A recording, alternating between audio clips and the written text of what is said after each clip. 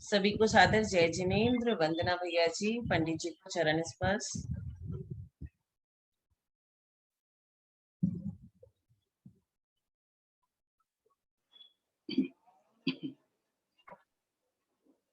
प्रणाम पंडित जी।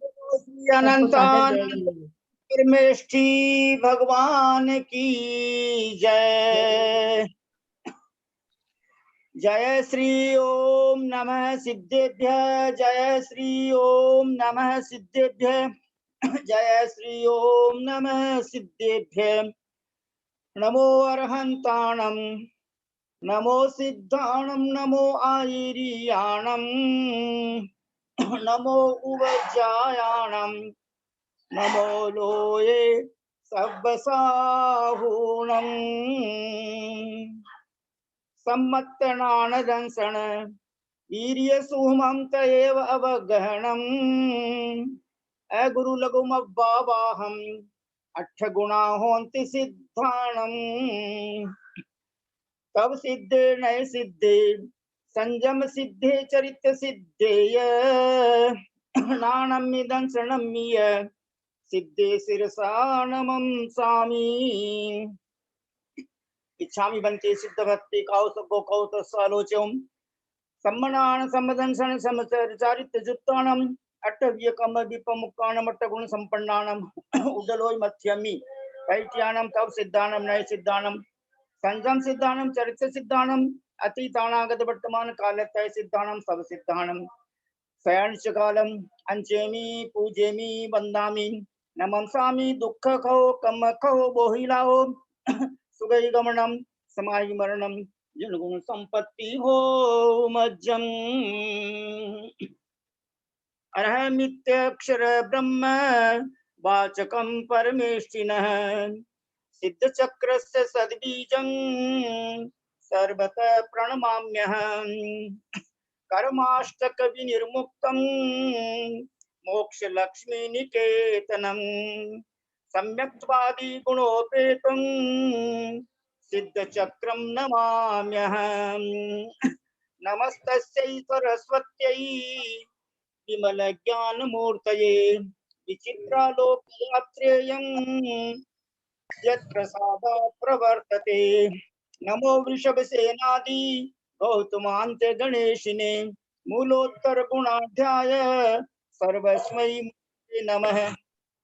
गुरु वयं सार्ध द्वीप वंदामये श्री संख्योन नवकोटि मुनीश्वरान् अज्ञानतिमिरान्धानान् ज्ञानाञ्जनशलाकया चक्षुरुन्मीलितं येन तस्मै श्री गुरुवे नमः।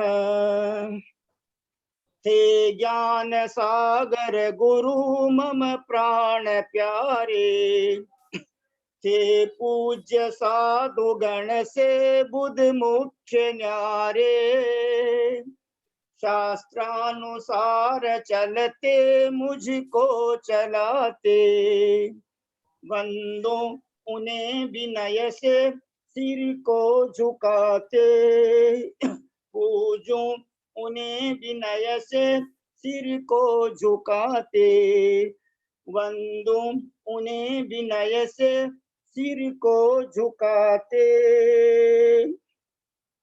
अष्टमी महापर्व 8 गुणों की अभिव्यक्ति के लिए अष्टमी पर्व हमें स्मरण कराता है और अष्टमूल गुण में सम्यक दर्शन का भी ग्रहण किया गया है।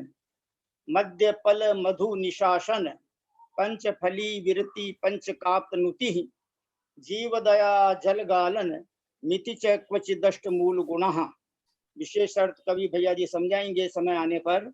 और आज श्रीमन नेमिचंद्र सिद्धांत चक्रवर्ती आचार्य देव के बारे में बताएंगे बहुत ही संक्षेप में।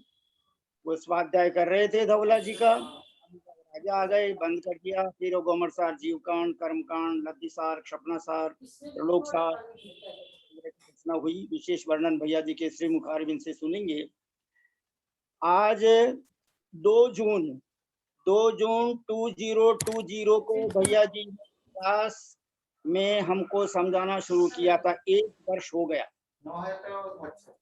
ग्रुप की स्व संचालिका महोदया परम आदरणीय सोनू जैन जी सीए कोलकाता निवासी, आपसे प्रार्थना करता हूँ कि आप संक्षेप में वार्षिकोत्सव, अपने ग्रुप को चलते हुए 1 वर्ष पूरा हो गया, तो वार्षिकोत्सव के बारे में 2 शब्द कहने की कृपा करें। और मेरी एक बात पर विशेष ध्यान देना कि जिन्होंने पद्यानुवाद गाए हैं, उन सब पद्यानुवाद गाने वालों को यदि एक मौका मिले वापस, कब से 11 तारीख से 15 तारीख तक जून में श्रुत पंचमी आ रही है, तो 5 दिन का अगर मनाया जाएगा, लेकिन उसके लिए स्पेशल समय निकालना होगा।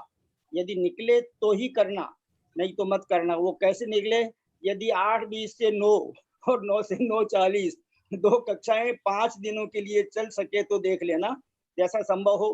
केवल ज्ञान में जैसा झलका है वैसा ही हम लोग करेंगे, और हम लोग जैसा करेंगे वैसा केवलीय भगवान ने देखा है, जाना है। तो इस बारे में, इस दार्शनिक चर्चा में अभी ज्यादा उलझना नहीं है। आदरणीय सोनू बहन जी, आपका पुण्य बहुत बढ़े, आपको सादर जय जिनेन्द्र, आपको बहुत बहुत शुभ आशीर्वाद। आपने 1 वर्ष में अनेक धार्मिक कार्य करवाए, मेरे मन में बहुत खुशी हुई, बहुत प्रसन्नता हुई कि आचार्य गुरुदेव विद्यासागर महाराज ने जिन पद्यों की रचना की, जिन पद्यानुवादों की रचना की, और कब से, बहुत यानी 73 से ही समझ लो, उसके पहले भी शुरू कर दिए होंगे उन्होंने, तो उन सारे पद्यानुवादों को आपने जो है सुमधुर ध्वनि में गाने का स्वरूप प्रदान किया। आपको बहुत बहुत धन्यवाद। परम आदरणीय सोनू जैन जी सीए कोलकाता निवासी, आपसे रिक्वेस्ट, वार्षिकोत्सव के बारे में 2 शब्द कहने की कृपा करें। सोनू जी का अपन बाद में सुन लेंगे, जब वो नेमी चंद्र स्वामी के बारे में जब बोलेंगे, उन्हीं को बोलना है आज, तो उनका उस समय सुन लेंगे। अब थोड़ा सा मंगलाचरण करके नेमिनाथ भगवान को आज स्मरण करते हैं। ओम नमः सिद्धेभ्यः, ओम नमः सिद्धेभ्यः, ओम नमः सिद्धेभ्यः। ओकारं बिंदु संयुक्तं नित्यं ध्यायन्ति योगिनः, कामदं मोक्षदं चैव ओंकाराय नमो नमः। अविरल शब्द घनोग प्रक्षालित सकल भूतल कलंका मुनिरूपासित तीर्था सरस्वती हरतु नो दुरितान् अज्ञान तिमिरान्धानां ज्ञानांजन शलाकया चक्षुर्मीलितं येन तस्मै श्री गुरुवे नमः। श्री परम गुरुवे नमः। परंपराचार्य श्री गुरुभ्यो नमः। सकल कलशमिन्वंसकं श्रेष्ठां परिवर्धकं धर्म संबंधकं भव्य जीवन प्रतिबोधकारकं पुण्य प्रकाशकं पापप्रणाशनम् इदं शास्त्रं श्री स्वयं स्तोत्र नामधेयम अस्य मूल ग्रंथ कर्तारः श्री सर्वज्ञ देवा, तदुत्तर ग्रंथ कर्तारः श्री गणधर देवा, प्रतिगणधर देवा, तेषां वचनुसार मासाद्य आचार्य समंत भद्र देवेन विरस्तम मंगलम भगवान वीरो मंगलम गौतमो गणी मंगलम कुंद कुंदाद्यो जैन धर्मोस्तु मंगलम सर्व मंगल मांगल्यम सर्व कल्याण कारकम प्रधानम सर्वधर्माणां जैनम जय दुशासनम सर्वे श्रोतारः सावधानतया शृण्वन्तु। अथ पौर्वाणिक आचार्य वंदनायां स्वाध्याय प्रतिष्ठायां पूर्वाचार्यानुक्रमेण सकल कर्मचार्थं वा पूजा वंदना स्मितं श्री श्रुत भक्ति कायोत्सर्गं करोम्यहम्।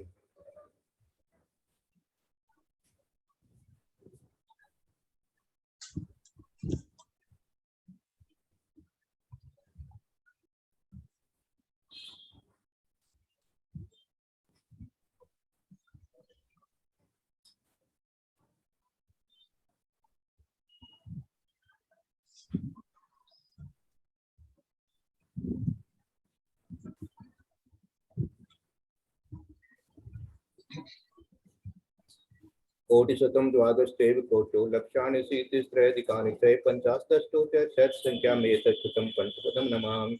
अर्हन्त भासि यथं गणहर देवेहिं दन्त्यं सम्मं प्रणमामि भक्तिजुक्तो सुगुणानुमोहो वयं शिक्षा इच्छां मन्ते शुद्ध भक्ति कौशको कौतसादोषिं अंगभंग परिणय पौदय प्रियमि सुधपर्णानि भोग सुवत्य सूर्या देव सुतथय तुई दम्मतहानि शयानि सुकालम अत्यमि पूज्यमि वंदामि नमस्यामि दुःखको समको बोलाव सुगै गमनं समामण्डलं संपत्ति ओम पौर्वाणिक स्वाध्याय प्रतिष्ठायां पूर्वाचार्योनुक्रमेण सकल कर्मचार्थं वा पूजा वंदना स्मितं श्री आचार्य भक्ति कायोत्सर्गं करोम्यहम्।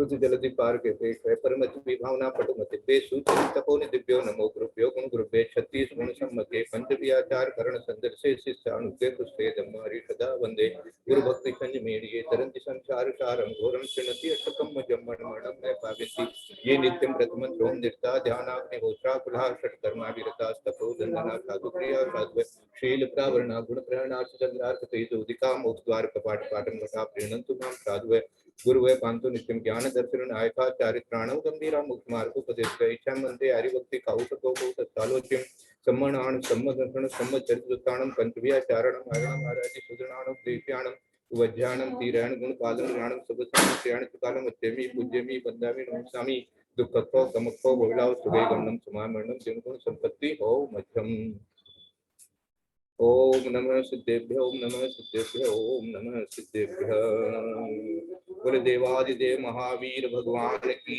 जय बोले देवादिदेव नेमिनाथ भगवान की जय बोले आचार्य कुंद कुंद स्वामी महाराज की जय बोले आचार्य नेमिचंद्र स्वामी महाराज की जय सरस्वती नमस्तुभ्यं वरदे कामरूपिणी विद्यारंभं करिष्यामि सिद्धिर्भवतु मे सदा बोले द्वादशांग निर्वाणी माता की जय बोले आचार्य गुरुवर विद्यासागर महाराज की जय बोले आचार्य गुरुवर वर्धमान सागर महाराज की जय। हम लोग आज सबसे पहले नेमिनाथ भगवान की स्तुति करेंगे और आचार्य गुरुवर विद्यासागर महाराज के शिष्य प्रणम्य सागर महाराज जो हैं उनकी मधुर ध्वनि में मैं आपको ये नेमिनाथ भगवान की स्तुति सुना रहा हूँ।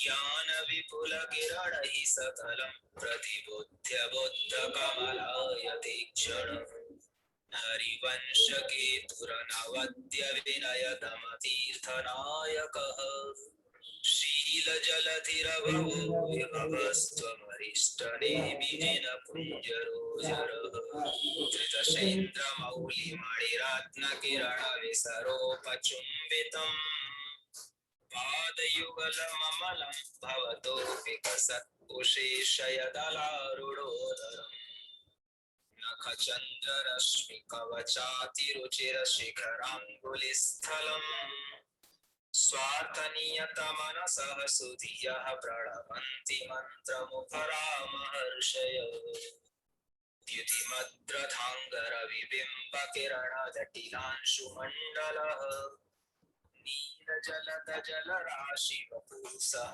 बन्धुभिर्गरुडकेतुरीश्वरः हलव्रज्यते स्वजनभक्तिमुदितहृदयौ जनेश्वरौ धर्मविनयरसिकौ सुतरां चरणारविन्दयुगलं प्रणेमतु ककुदम्बुवः खचरयोऽसि दूषितशिखरैरलङ्कृतः मेघपटलपरिवीततटस्तव लक्षणानि लिखितानि वस्त्रा वहतीतिश्च सततमभिगम्यतेत्य च प्रीतिविततहृदयैः परितो भ्रशपूजयन्त इति विश्रुतोऽचलः बहिरन्तरप्युभयथा च करणमविघाति नार्थकृत् नाथयुगपदखिलं च सदा त्वमिदं तलामलकवद्विवेदितः अत एव ते बुधन तस्य चरितगुणमद्भुतोदयम् न्यायविहितमवधार्य त्वयि सुप्रसन्नमनसा स्थिताः वयम् ॐ ह्रीं परहं श्री अरिष्टनेमिनाथेन्द्राय नमो बोले नेमिनाथ भगवान की जय। पंडित साहब अब आप कुछ जयकारा लगाएंगे, उसके बाद में फिर मैं निवेदन करूंगा हमारे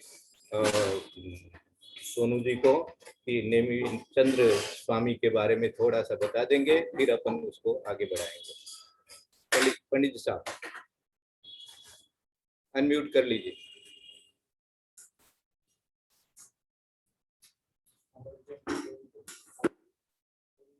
थोड़ा पंडित जी को अनम्यूट कर दीजिए पहले एक बार।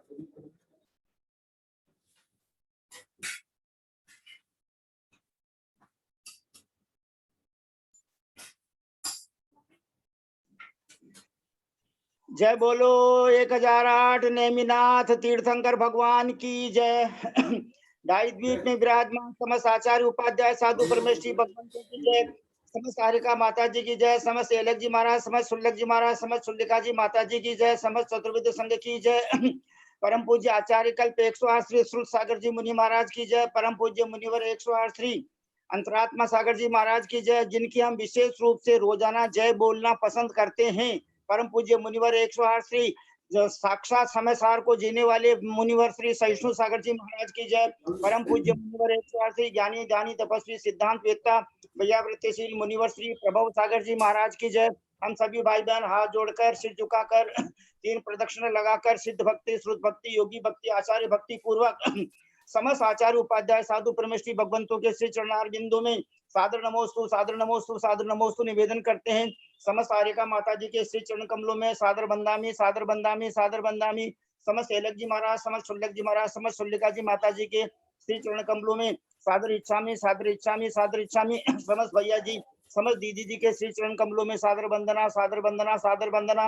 उदासीन आश्रम श्री पारसनाथ में विराजमान ब्रह्मचारी पंकज भैया जी के श्री चरणार बिंदु में सादर वंदना, सादर वंदना, सादर वंदना। प्रत्यक्ष भाई जी श्रीमान हमारे आदरणीय परम आदरणीय ब्रह्मचारी भैया जी श्रीमान केसी जैन साहब सी कोलकाता निवासी के श्री चरण कमलों में सादर चरण स्पर्श, सादर पावाडोक, सादर प्रणाम, सादर वंदना निवेदन करते हुए हम सब भाई बहन आपसे हाथ जोड़कर विनम्र प्रार्थना करते हैं कि काल भी आप जो है मंगलाचरण देवा का मायने थोड़ी जल्दबाजी कर गया। 5 जो शुभ आशीर्वाद, 5 शुभ आशीर्वाद जो आप जो मानो रोज प्रदान करो हो, 500 शुभ आशीर्वाद को उच्चारण करवा की कृपा करो ताकि माँ को सबको हृदय प्रफुल्लित हो जावे और सुनवा के मायने ज्यादा मन लाग जाओ। प्लीज भैया जी साहब, भैया जी साहब आवाज नहीं आ रही है, प्लीज आवाज नहीं आ रही है भैया जी साहब, आपकी आवाज नहीं आ रही है। हाँ ठीक है, आ जाएगी। सबके लिए बहुत बहुत मंगल आशीर्वाद है सब लोगों को। आज तो हम यही कहेंगे भाई, अब गोमटसार कर्मकांड जो है इसको आत्मसात करो, हाँ, ताकि अपने को अपने कर्मों को कैसे छुड़ाना है ये सब ज्ञान आ जाए। बस यही है, अष्टकर्म देना है। धूपम निरुपमामिति स्वाहा, ऐसा हमारा जो है हमारा अष्टकर्म जल जाए, मोक्ष फल की प्राप्ति हो जाए सबके लिए। पापम क्षयतु, दर्शन विशुद्धिर्भवतु और क्षाय क्षमत्व भवतु, धर्म वृद्धिर्भवतु। मंगल आशीर्वाद है, सब लोग आनंद भवतु। अब मैं सोनू जी से निवेदन करूंगा कि यदि हो सके तो वो पेज भी इसमें डिस्प्ले कर लेवे, जो जिस पेज से वो बोलेंगे वो पेज भी डिस्प्ले कर लेवे। और जो हमारा गोमटसार जीवकांड है, जीवकांड के संपादकीय में इसका बहुत अच्छा वर्णन दिया हुआ है कि ये ग्रंथ कैसे बना है वगैरह वगैरह सारा चामुंडराय के। हाँ, ये बहुत अच्छा, यहीं से शुरू करिए। इसको नहीं, इसके पहले भी, अच्छा इसके पहले होगा। देखो मैं पढ़ देता हूँ, आप लोग ध्यान से सुनो, ध्यान से सुनो। देखो इसके बाद भी ये घटना तो बाद में अपन सुनेंगे। इसके अलावा जो मुख्य बात है वो मैं पढ़ रहा हूँ। देखो दीदी सुनिए आप भी प्लीज। है गोमटसार संस्कृत टीका की उत्थानिका के अनुसार इस ग्रंथ, इसको आप रहने दीजिए, एक बार इसको हटा दीजिए, इसको हटा दीजिए। हाँ हाँ, ये नहीं देना है आपको। ये जहां से ये लिखा हुआ है ग्रंथ का नाम जहां पर दिया हुआ है संपादकीय में कि गोमटसार संस्कृत टीका की उत्थानिका के अनुसार इस ग्रंथ की रचना चामुंडराय के प्रश्न से के फलस्वरूप हुई है। ये ग्रंथ के बारे में अपन बता रहे हैं। चामुंडराय अजित सेनाचार्य के शिष्य थे। चामुंडराय अजित सेनाचार्य के शिष्य थे। उन्होंने नेमिचंद्राचार्य का भी शिष्यपना ग्रहण किया था। चामुंडराय की प्रेरणा से नेमिचंद्राचार्य ने गोमटसार की रचना की। क्या कहा गया है? चामुंडराय अजित सेनाचार्य के शिष्य थे। उन्होंने नेमिचंद्र शास्त्राचार्य का भी शिष्यपना ग्रहण किया था। चामुंडराय की प्रेरणा से नेमिचंद्राचार्य ने गोमटसार की रचना की। गोमट चामुंडराय का घर का नाम था, जो मराठी तथा कन्नड़ भाषा में उत्तम, सुंदर, आकर्षक एवं प्रसन्न करने वाला जैसे अर्थों में व्यवहृत होता है। ये गोमट शब्द का क्या अर्थ है? जो गोमटसार गोमटसार गोमटसार गोमटसार अपन 1000 बार बोल रहे हैं, इस गोमट शब्द का अर्थ क्या है? ये गोमट शब्द जो है वो मराठी शब्द है, कन्नड़ भाषा का शब्द है और इसका अर्थ होता है उत्तम, सुंदर, आकर्षक एवं प्रसन्न करने वाला। ये ज्ञान अपने को होना चाहिए। राय उनकी उपाधि थी। गोमट नाम के कारण ही चामुंड राय द्वारा बनवाई गई बाहुबली की मूर्ति गोमटेश्वर या गोमट देव नाम से प्रसिद्ध है। इसी नाम की प्रधानता को लेकर ग्रंथ का नाम भी गोमट सार रखा गया, जिसका अर्थ है गोमट माने चामुंड के लिए निकाला गया धवलादि ग्रंथ का सार। धवलादि ग्रंथों का सार इस ग्रंथ का असली रूप है। ये गोमट चामुंड के नाकों के लिए बताया गया था, इसलिए ये नाम इसका चल रहा है। इसी आशय को लेकर ग्रंथ का नाम गोमट संग्रह सूत्र भी दिया गया है। गोमट संग्रह सूत्र है, इसी कर्मकांड की 968वीं गाथा के अंदर में ये नाम आया है। यहाँ पर भी ध्यातव्य है कि ग्रंथ के दोनों भागों के नाम जीवकांड और कर्मकांड भी टीकाकारों द्वारा दिए गए हैं। गोमट सार नाम धे पंच संग्रह शास्त्रम प्रारभ्राण ऐसा, तद गोमट सार ऐसा। मूल ग्रंथकार ने तो ग्रंथ का नाम गोमट सार भी नहीं दिया, उन्होंने तो ग्रंथ के दूसरे भाग के अंत में इसका नाम गोमट संग्रह सूत्र या गोमट सूत्र दिया है। गोमट सार नाम भी टीकाओं में ही पाया जाता है। टीकाकारों ने एक और नाम भी दिया है पंच संग्रह, किंतु ये नाम क्यों दिया गया ये नहीं बताया गया। संभवतः अमित गति आचार्य के पंच संग्रह को देखकर और उसी के अनुरूप कथन इसमें देखकर ये नाम दिया गया है। अब मैं ग्रंथकर्ता के बारे में आपको बताता हूँ। ग्रंथकर्ता आचार्य नेमिचंद्र स्वामी। आपको ये मिला हो तो देखिएगा, आप जीवकांड में से देखिए, वहां से यदि ये मिलता है तो आप वहां से बोल सकते हैं, नहीं तो मैं बोलता हूँ। सोनू जी देखिए प्लीज, है ग्रंथकर्ता के बारे में आपके पास? हाँ मेरे पास तो ग्रंथ है पूरा। नहीं ग्रंथ नहीं, ग्रंथकर्ता जहाँ लिखा हुआ है ग्रंथकर्ता, इस ग्रंथ के रचयिता नेमिचंद्र। ये मेरे पास जो पुस्तक है उसमें तो संपादकीय में ही चल रहा है जी। हाँ संपादकीय पेज नंबर 11। हाँ देखिए 11 में क्या है, देखिए यहाँ से। नहीं ये घटना नहीं सुननी है अपने को। और आगे चलिए देखें, ये प्रथम संस्करण के बारे में है। प्रथम संस्करण के बारे में लब्धिकार समयकार वाली बात आ गई। इसमें ग्रंथकर्ता जहां पर है वहां पे थोड़ा सा ये भी आगे आ गया। इसके पहले का ग्रंथकर्ता के बारे, ये आप समयसार देख रहे हैं कि कर्मकांड देख रहे हैं? कर्मकांड नहीं, आपके पास जीवकांड हो तो जीवकांड वाले में से निकालिए प्लीज, उसमें दिया हुआ है। जीवकांड है नहीं होगा आपके पास? नहीं। हाँ कोई बात नहीं, मैं पढ़ता हूँ। देखो, इस ग्रंथ के रचयिता श्री नेमिचंद्र सिद्धांत चक्रवर्ती हैं। आपने पुष्पदंत भूतबली आचार्य द्वारा रचित षट खंडागम सूत्रों का गंभीर मनन पूर्वक पारायण किया था। इसी कारण आपको सिद्धांत चक्रवर्ती की उपाधि प्राप्त हुई थी। आपने स्वयं भी उल्लेख किया है कि जिस प्रकार भरत क्षेत्र के 6 खंडों को चक्रवर्ती निर्विघ्नता से जीतता है, उसी प्रकार प्रज्ञा रूपी चक्र द्वारा इनको सिद्धांत चक्रवर्ती क्यों कहते हैं, इसका वर्णन यहाँ आ रहा है कि प्रज्ञा रूपी चक्र द्वारा मैंने भी 6 खंड षट खंडागम के 6 खंड कौन से हैं?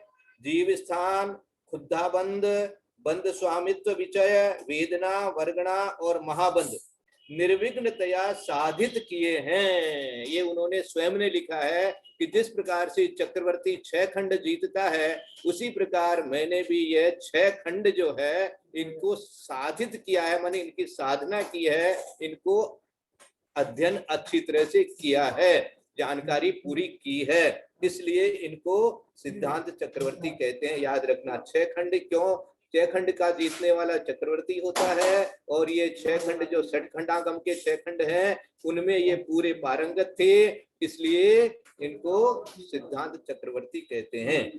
नेमिचंद्राचार्य अपने विषय के असाधारण विद्वान थे। आप देशीय गण के प्रसिद्ध आचार्य और गणित शास्त्र के प्रकांड पंडित थे। गोमट सार पर कई विद्वानों ने टीकाएं लिखी है। श्री माधव चंद्र त्रिविद देव ने तो आपको 4 अनुयोग के पारगामी और भगवान कहा है? और श्रीमद राजचंद्र ने भी मुमुक्षुओं से विशेष रूप से गोमट सार के पठन पाठन का अनुरोध किया है, जो इस ग्रंथ की उपादेयता तथा महत्ता को स्थापित करता है। गोमट सार की रचना, गोमट सार की रचना आपने चंद्रगिरी पर चामुंडराय द्वारा निर्मापित जिनालय में स्थापित इंद्रनील मणि की एक हस्त प्रमाण श्री नेमिनाथ भगवान की प्रतिमा के सम्मुख बैठकर की थी। फिर से पढ़ रहा हूं।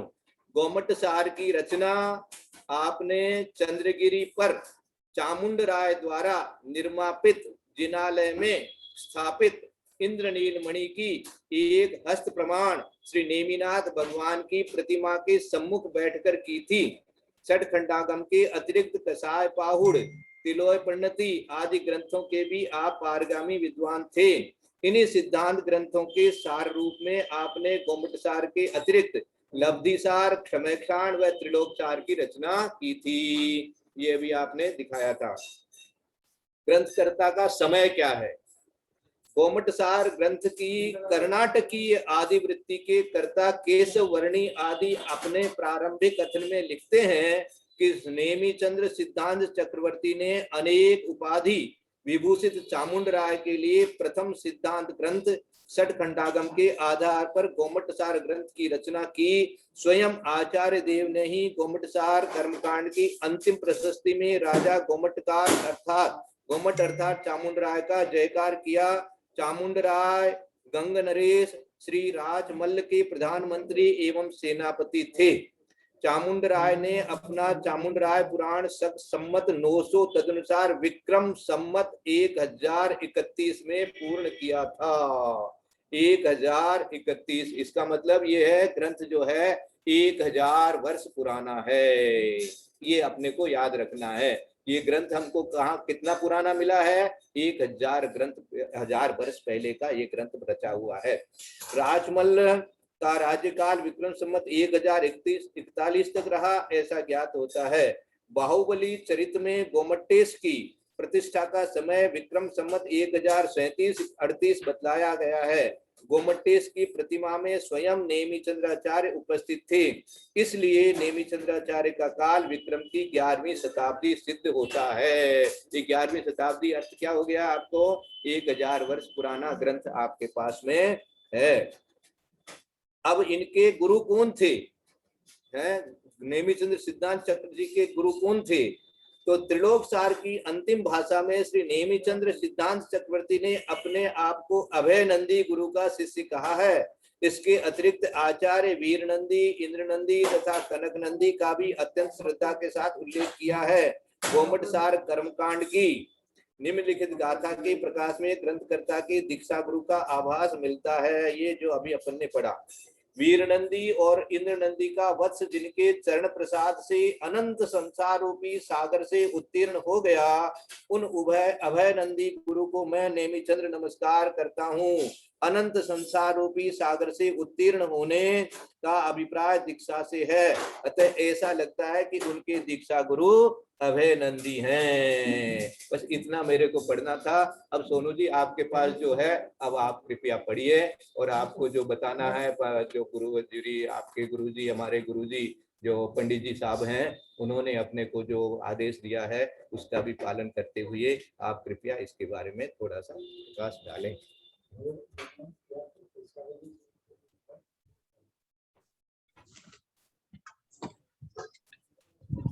सभी को सादर जय जिनेंद्र। वंदना भैया जी, पंडित जी को पावाधुक वंदना। हमें 2 जून से हम समय सार का अध्ययन भैया जी से कर रहे हैं। आज 2 जून 2021 हो गया। 2020 से हम ये अध्ययन कर रहे हैं और समय सार के साथ साथ हमने दोपहर की कक्षा में और भी बहुत सारे ग्रंथ पूरे किए।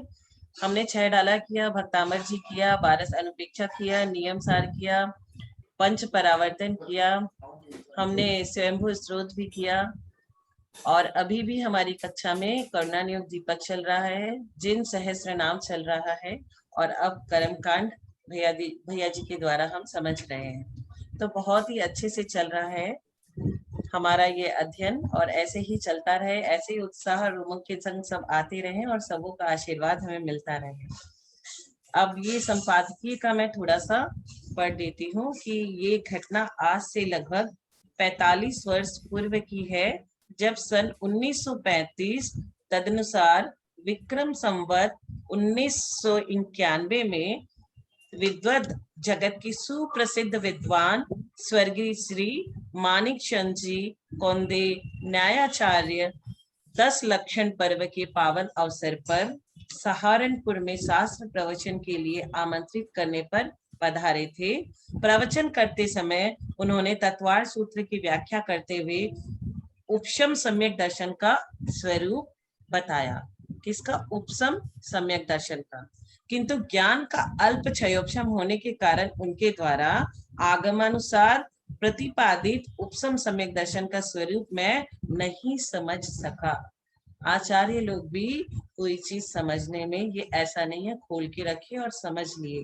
तो हमको अगर कुछ समझ में नहीं आता है, कभी कभी हमारे ज्ञान का क्षयोपशम कम होता है, तो हमें उसका विकल्प नहीं करना चाहिए और हमें कोशिश करते रहना चाहिए। परंतु इतना अवश्य समझ गया था कि सम्यक दर्शन की प्राप्ति से ही मेरा आत्महित हो सकता है। शास्त्र प्रवचन समाप्त होने के पश्चात अपनी जिज्ञासा को शांत करने के लिए मैंने पंडित जी से पूछा कि प्रथमोपशम सम्यक्त की प्राप्ति का उपाय और उसका स्वरूप किस ग्रंथ में मिलेगा। पंडित जी ने मेरे प्रश्न का साहजिक उत्तर देते हुए कहा कि लब्धि सार और छपना सार ग्रंथ में इसकी विस्तृत प्ररूपना आचार्य श्री नेमी चंद्र सिद्धांत चक्रवर्ती ने की है। बस फिर क्या था, मानो अंधे को मिल गई 2 आंखें। उसी के अनुसार मैंने अनुभव किया कि जैसे किसी निधि की हुई उपलब्धि हो गई हो। मैंने निर्णय किया कि उक्त ग्रंथ का मैं स्वाध्याय करूंगा। उन दिनों सहारनपुर नगर के जैन मंदिर में मुद्रित शास्त्रों के स्वाध्याय पर प्रतिबंध था। मात्र हस्तलिखित शास्त्रों को पढ़ने की आज्ञा थी और वह शुद्ध वस्त्र पहन के ही पढ़े जा सकते थे। आज तो हम कोई भी किसी भी तरह का वस्त्र पढ़ के स्वाध्याय करने कोई लोग बैठ जाते हैं, जो कि हमें नहीं करना चाहिए। जितना आदर हम शास्त्र का करेंगे उतना ज्यादा हमें समझ में आएगा। यही कारण था कि सहारनपुर जैसे धर्म प्राण नगर में मुद्रित ग्रंथ उपलब्ध ही नहीं थे। अपने निर्णय के अनुसार मैंने स्व लाला जम्मू प्रसाद जी रईस के निजी शास्त्र भंडार से हस्तलिखित लब्धि सार और छपना सार के प्रति प्राप्त कर स्वर्गीय लाला भगवंत दास जी द्वारा निर्मापित जिन मंदिर में बैठकर प्रातःकालीन शुभ बेला में स्वाध्याय मैंने प्रारंभ कर दिया। हिंदी, संस्कृत व प्राकृत भाषा से अनभिज्ञ तथा कर्म प्रकृतियों के नाम तक भी न जानने वाले मात्र उर्दू व अंग्रेजी भाषा से भिज्ञ मेरे द्वारा लब्धि सार, छपना सार जैसे महान ग्रंथ का स्वाध्याय करने का साहस करना ऐसे लगा जैसे कोई पांव से लंगड़ा व्यक्ति किसी दुरूह एवं ऊंचे पहाड़ पर चढ़ना चाह रहा हो। हम भी वही कोशिश कर रहे हैं, लेकिन हमारे पास भैया जी जैसे ज्ञानी हैं जो हमें कर्मकांड बहुत इजी करके समझा देंगे। अपने आप को इसके लिए अयोग्य जानते हुए भी अंतःकरण की प्रबलतम प्रेरणा मिलते रहने से निराश ने कभी भी मुझ पर अपना निराशा ने साम्राज्य नहीं किया। आशा का दीप सतत मन को दृढ़ से दृढ़तम होने में प्रकाश प्रदान करता रहा। फलस्वरूप स्वाध्याय प्रारंभ हो गया, क्योंकि आत्महित की भावना प्रबल थी। प्रथम दिन मैंने पंडित प्रवर टोडरमल जी द्वारा लिखित उक्त ग्रंथ संबंधी पीठिका के प्रथम पृष्ठ को पढ़ा, किंतु 1 घंटे के परिश्रम के बाद भी कुछ मुझे समझ में नहीं आया। ऐसा ही मेरे साथ हुआ था। मैंने ये गोमटसार कर्मकांड का बुक मंदिर जी से लेके बहुत दिन पहले पढ़ने की कोशिश की, कुछ समझ में नहीं आया तो फिर से विराजमान करके आ गई। अतः उस दिन स्वाध्याय बंद कर दिया, क्योंकि वकालत संबंधी कार्य करने का समय हो गया था। प्रथम दिन के समान ही दूसरे दिन भी पीठिका के उसी पृष्ठ का स्वाध्याय किया, किंतु पूर्व की अपेक्षा कोई भी प्रगति नहीं हुई, अर्थात दूसरे दिन भी कुछ समझ में नहीं आया। आप भी धैर्य रखिए, अगर कुछ समझ में नहीं आ रहा हो तो आएगा, जरूर आएगा, किंतु निरंतर प्रयास करते रहने से धीरे धीरे पीठिका संबंधी विषय स्पष्ट होने लगा और करत करत अभ्यास जड़मत हो सुजान उसी जीवन में प्रत्यक्ष अनुभव में हमारे आने लगा।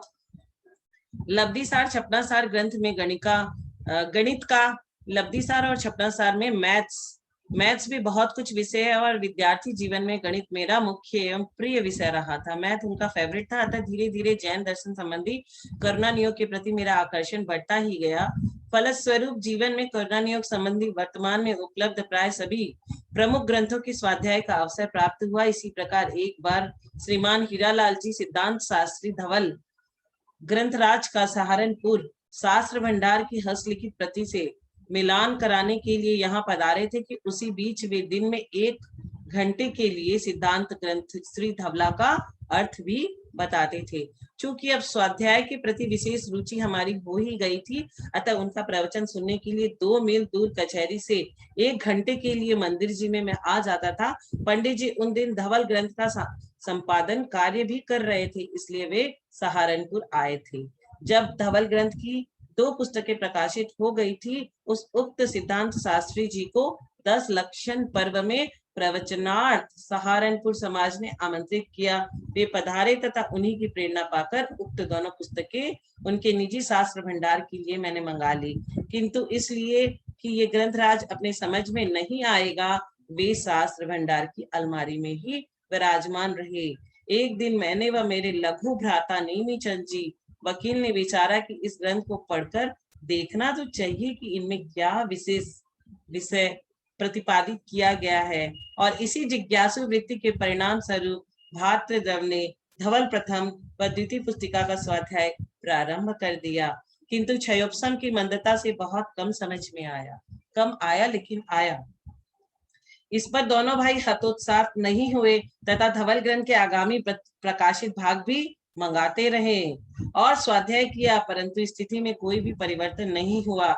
जो स्थल समझ में नहीं आते थे उनमें कुछ विषय शंका रूप से श्री पंडित फूलचंद जी सिद्धांत शास्त्री व पंडित हीरालाल जी सिद्धांत शास्त्री के पास भेजते रहे।